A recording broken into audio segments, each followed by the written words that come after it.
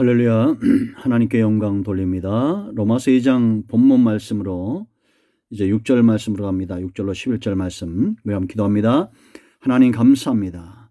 로마서의 말씀들을 열어주시고 눈과 마음과 귀가 열려져서 믿음의 견고하게 서는 은혜가 있기를 원합니다. 오늘도 말씀하실 하나님을 찬양합니다. 예수님의 이름으로 사모하며 기도합니다. 아멘.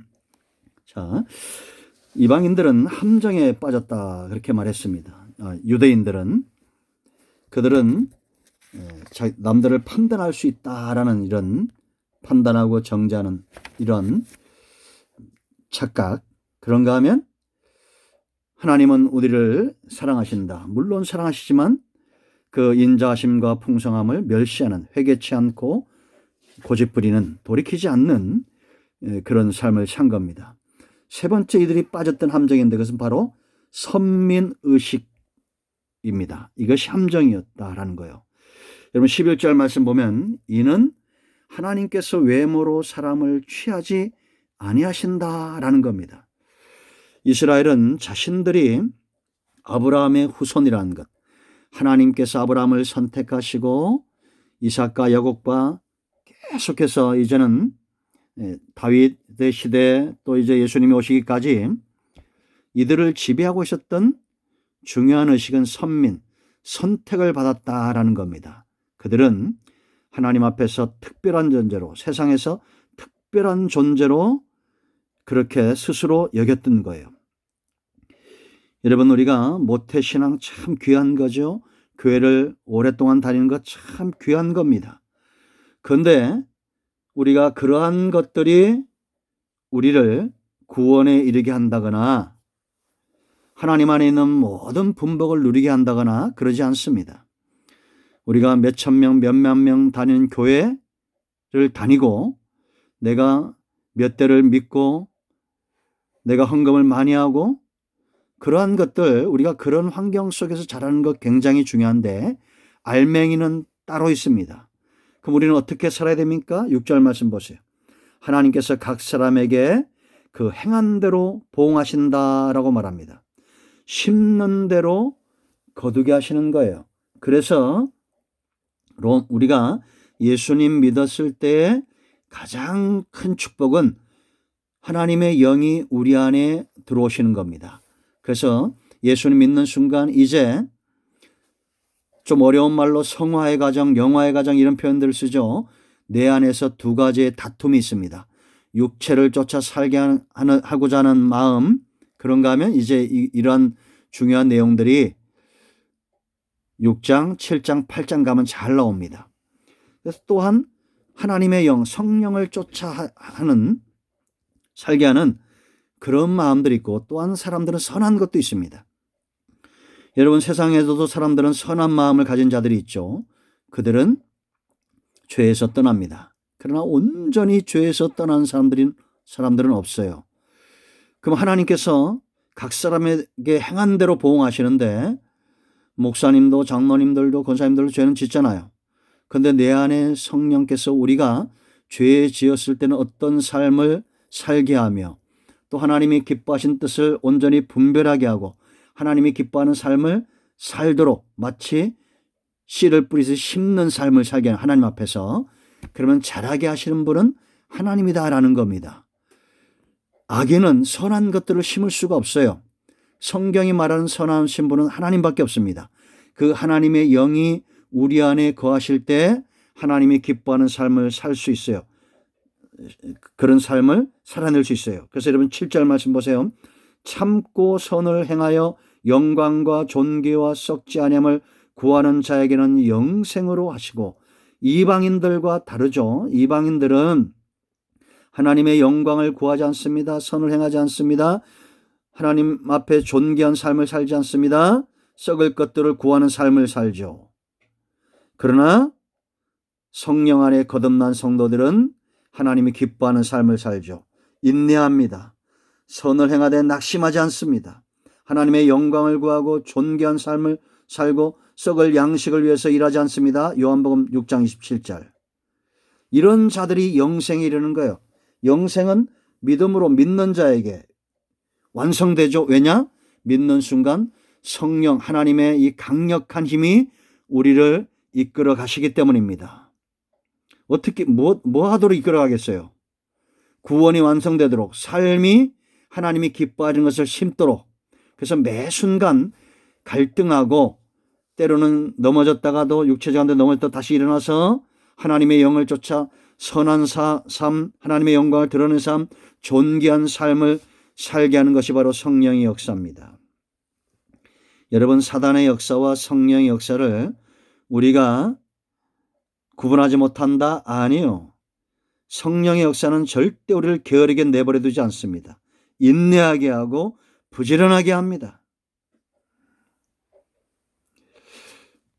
자, 8절 말씀 보세요. 오직 당을 지어 진리를 따르지 아니하고 불의를 따르는 자에게는 진노와 분노로 하시느니라 라고 말합니다.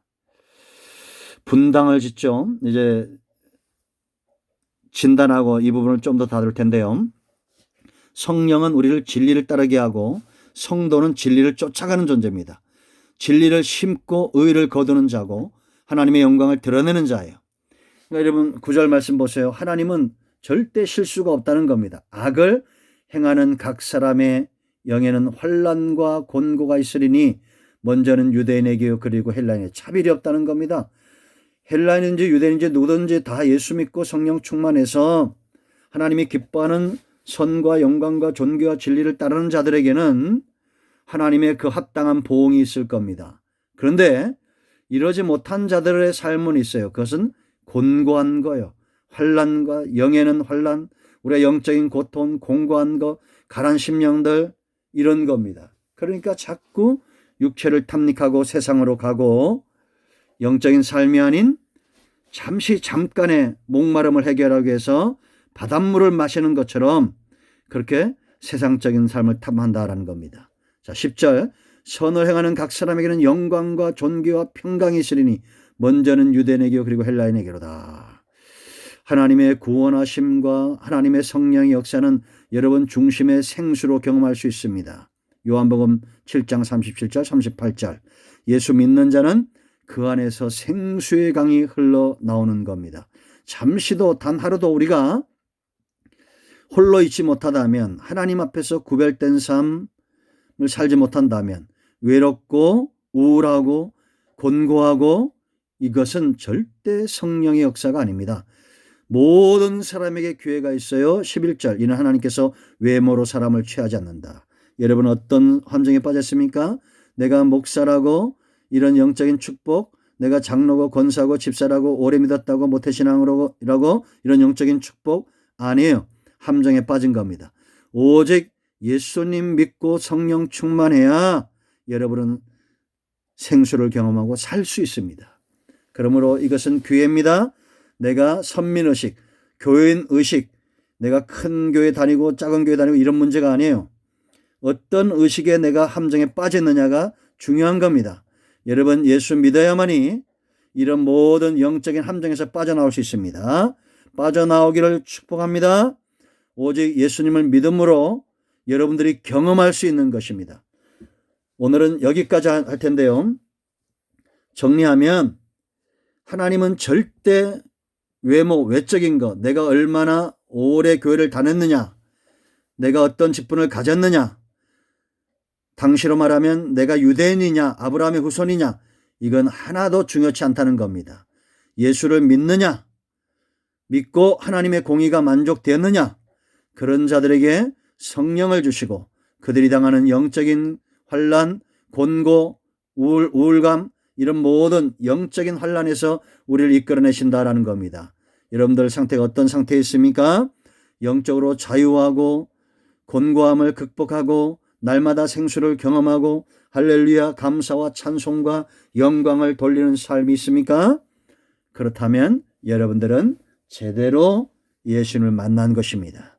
이런 모두에게 주님 만나는 은혜가 있기를 축복합니다. 아멘. 하나님 감사합니다. 오늘 이 말씀을 듣는 모든 주의 백성들이 예수님 믿고 성령 충만해서 행한 대로 보응하시는 하나님의 말씀을 의지하고 선을 행하고 영광과 존귀와 썩지 않을 것과 진리를 구하는 그런 삶을 살게 하옵소서. 영의 자유함과 영적인 축복과 가라앉은 심령의 평강과 생수를 경험하는 은혜가 있기를 원합니다. 예수님의 이름으로 사모하며 축복하며 치유하며 기도합니다. 이제 선포합니다. 예수 그리스도가 복음입니다. 여러분의 영적인 문제, 범사의 문제, 육체의 질병의 문제, 하나님 보시기에 합당하지 않은 모든 것들에서 자유함을 얻을 것이고 어떤 상황이 있는다 할지라도 생수를 경험하는 은혜가 있을 겁니다. 예수님의 이름으로 반드시 그렇게 되었습니다. 아멘, 할렐루야.